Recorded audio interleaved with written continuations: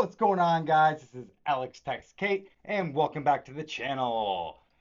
This time, I took the new Holosun AEMS Ronin MAX and put it to the test over the last couple of months in a few thousand rounds, and it might just be the largest red dot optic I have ever used. But does biggest equate to the best? Let's find out.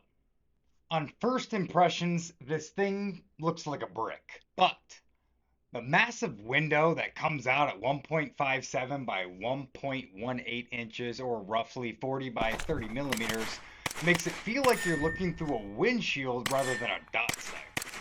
The first thing I said when I pulled this thing out of the box was, this is basically a windshield with a red dot. And as I've been using it for the past couple of months, I still feel the exact same way.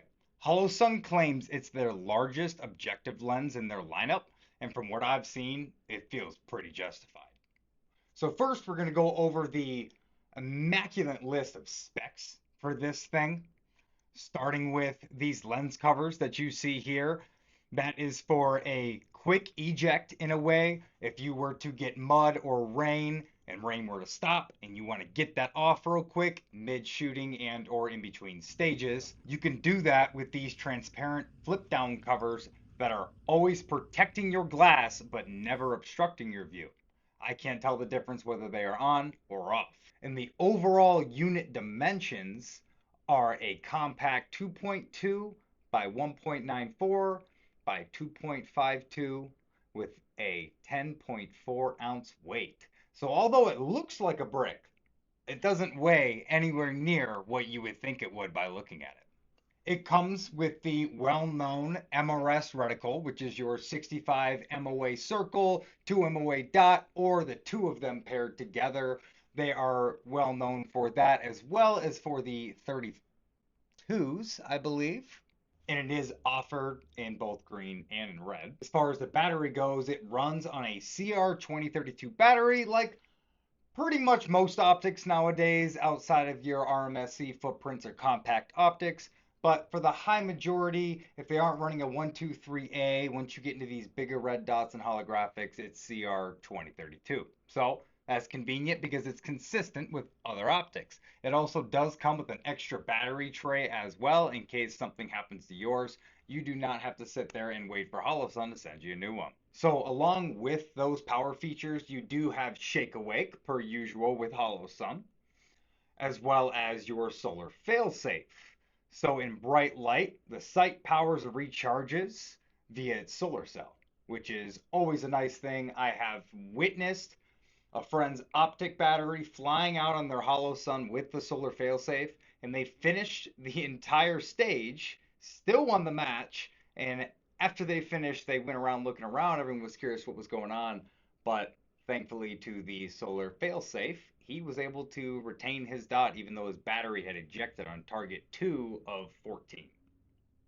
With the brightness settings, it offers 12 brightness settings, including 8 light and 4 NV options. That was another thing that attracted me to this optic, is the ability to run it under night vision. And lastly, on the mounting and durability specs, it includes a Picatinny lower 1/3 co-witness mount and is IPX8 waterproof. It offers a 50 MOA plus or minus adjustment, which is pretty standard per axis, and has a durable multi-coated optical system. As you can see, Holosun pretty good about having a very solid coating. In practice, that huge window is a game changer. You don't have to perfectly align your head behind the optic.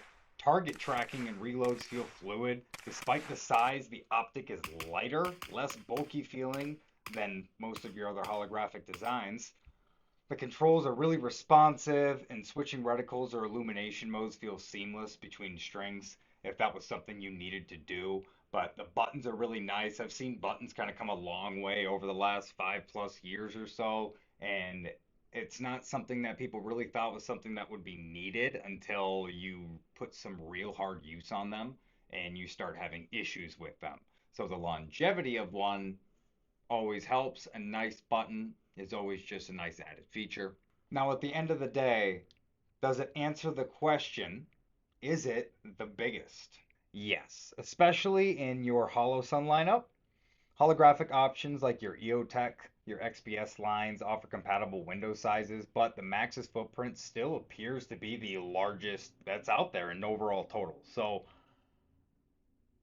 I'm going to go ahead and give it the number one. If you guys know of anything else, excluding your machine gun optics, those don't count. We're talking a legitimate rifle optic that was built and created for a rifle. But if you know of one, drop it in the comments below. But it is going to take that number one seed as far as the biggest optic goes. Now let's get a little bit into the pros and cons here.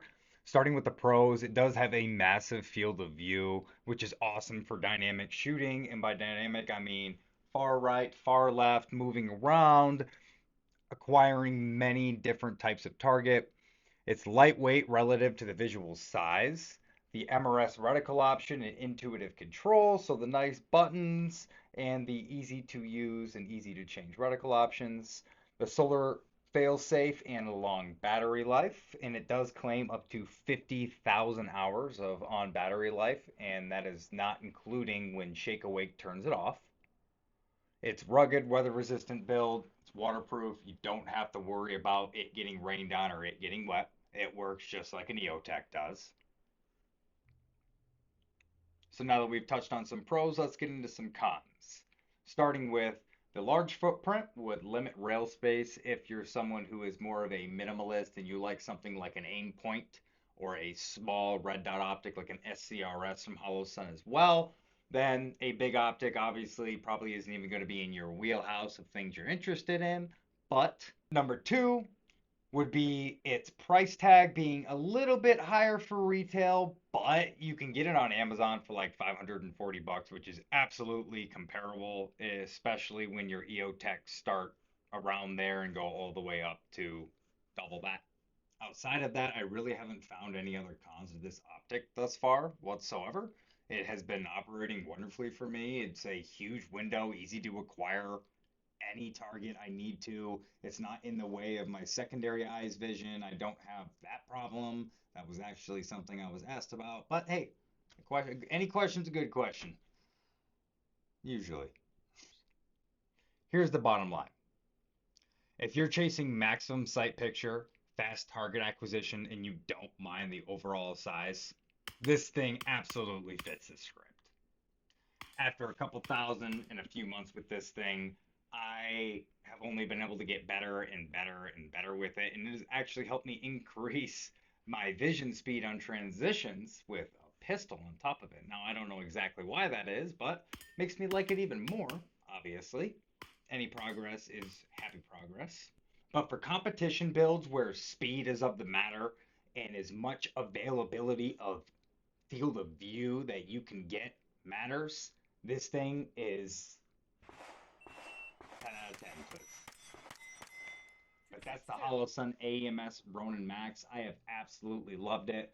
Try yourself out one. Let me know what you think about it in the comments. If you think it's all hype, if you think it's unnecessary, let me know if it would or wouldn't work in your application. And please don't forget to like, comment, share, and subscribe. And I will see you guys next time. Thanks for stopping in.